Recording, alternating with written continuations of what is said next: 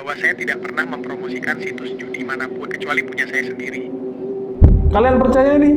Editan. Sementara itu pemirsa, dana yang berputar dalam praktek judi online mencapai ribuan triliunan rupiah. Sudah ada 23 tersangka yang ditetapkan dalam kasus dugaan judi online. Pemain judi online tidak hanya orang dewasa. Pencucian uang yang berasal dari judi online. Dalam bansos diterima, saldo masuk situs judi. Kita lihat.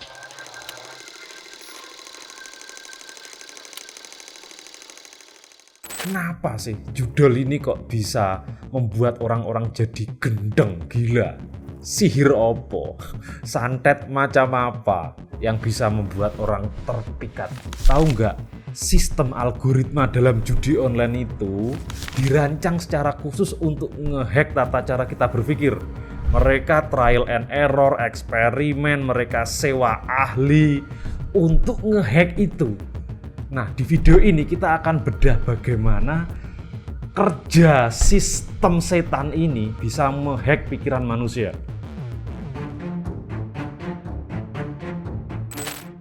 Ada 3 tugas algoritma ini. Yang pertama, supaya membuat pemula yang baru masuk kecanduan. Yang kedua, supaya yang sudah kecanduan terpelihara kecanduannya. Dan yang ketiga, supaya bandar menang. Ketika kalian adalah seorang pemain judol baru, aplikasi tahu kalau kalian pemain baru. Baru bermain kalian akan lihat dibanjiri promo kampret itu. Tujuan algoritma kalau kalian pemain baru supaya kalian store duit dulu di awal. Sekali kalian store duit, selamat. Kalian sudah selangkah lebih maju menuju kehancuran kalian. Tapi bagaimana cara algoritma itu memicu kecanduan kita? Penasaran toh? Ini dia 6 trik kotor judol untuk mengikat kecanduan kalian di aplikasi. Yang pertama, welcome win. Judol akan meningkatkan probabilitas menang kita. Mereka akan kayak kasih duit ke kita.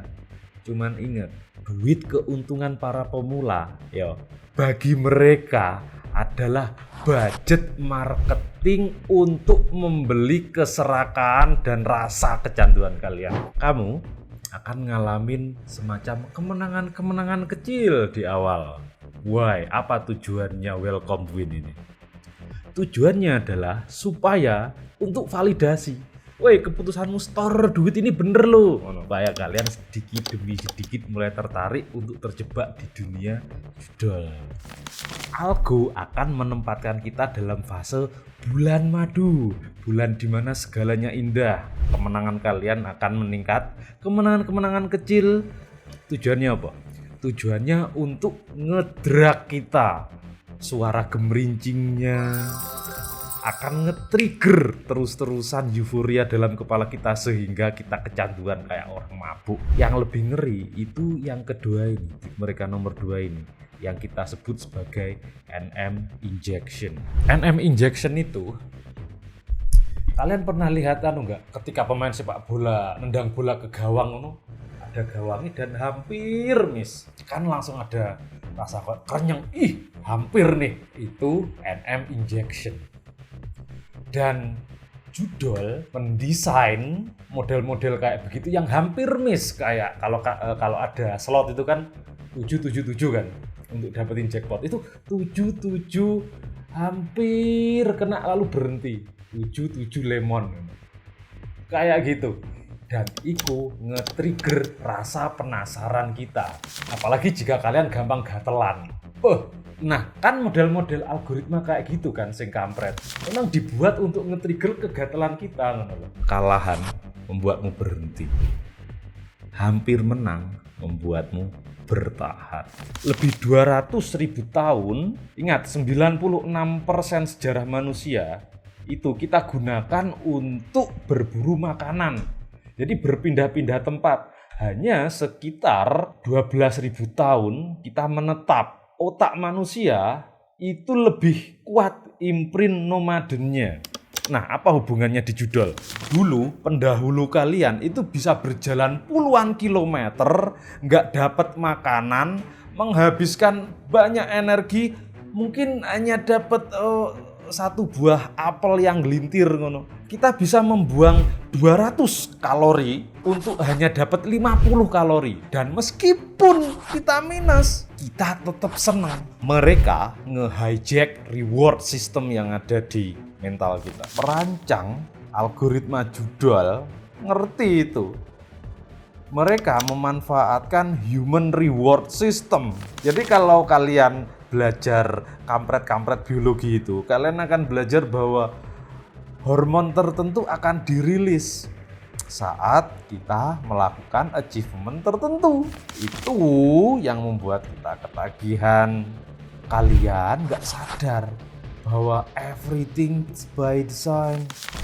Dan kalian kelihatannya nggak sadar, halo para pecandu judul, kemenangan kalian yang kecil itu, loss kalian yang gede itu jika ditotal, it's all by design, semuanya didesain. Itu harapan palsu itu yang kalian berharap duit konsistensi di perjudian online, itu harapan palsu. Semuanya itu by design. Dan kalian kelihatannya nggak terlalu peduli tentang itu. Para pecandu judul, otak mereka, lihat ya, kalian sharekan video ini ke mereka, dan mereka akan terus-terusan tertutup. Mereka akan terus-terusan mencakari kuburan nasib mereka sendiri. I love it. Look, betapa depresinya mereka. Lihat ketika mereka perjudian berbagai macam ngeslot. Lihat, mereka akan punya 1001 macam alasan untuk terus-terusan judul. Pertanyaannya, kalau kalian yang kecanduan, mau sampai kapan kalian menggali kuburan harapan kalian sendiri, masa depan kalian sendiri? Salah satu trik paling kotor judi online itu adalah saat kalian mulai kecanduan. Ingat, algoritma tahu loh ketika kalian sudah sering login, sering buka HP, berapa kali sehari kalian buka aplikasinya. Mereka punya data itu. Kalau data-data itu ngomong bahwa kalian sudah mulai kecanduan, aplikasi judi online membeli kesetiaan kalian. Dengan cara apa? Kalian dikasih menang yang lumayan gede. Serius, tentu aplikasi alias bandar gak mungkin kalah. Kemenangan kalian sing kelihatannya besar itu, sing sering kalian gembar-gemborkan, oh dulu aku dapat segini, kampret. Itu budget marketing untuk membeli akal sehatmu.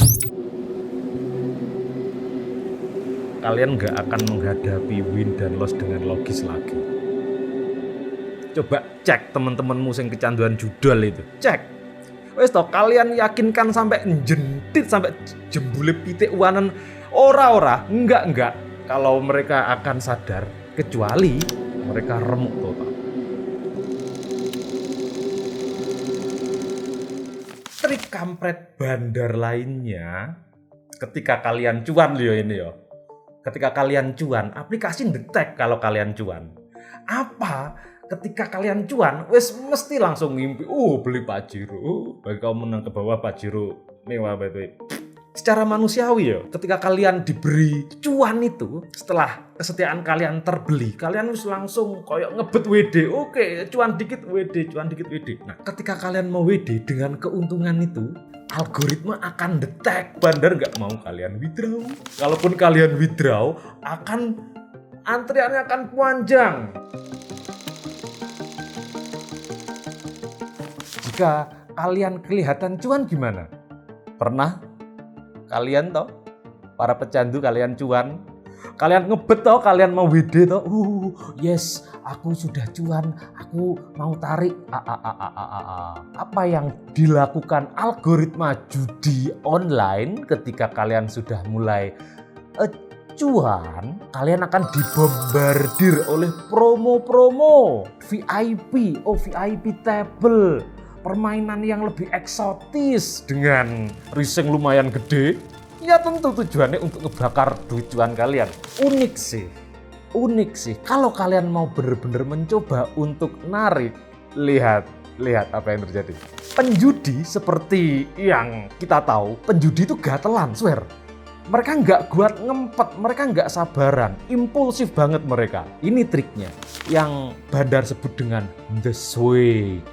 Apa yang mereka lakukan? Ketika kalian request narik duit itu ya, antrian akan panjang teman-teman. Bandar tahu, kalian gatelan. Antriannya memang sengaja dibuat panjang supaya apa? Kalian ngerol lagi, kalian ngeslot lagi, klik the switch lagi, kalian main lagi supaya kalian bakar duit itu. Pernah ngalami? Bagi para pecandu, iku by design, melakukan pengalihan supaya kalian nggak jadi narik.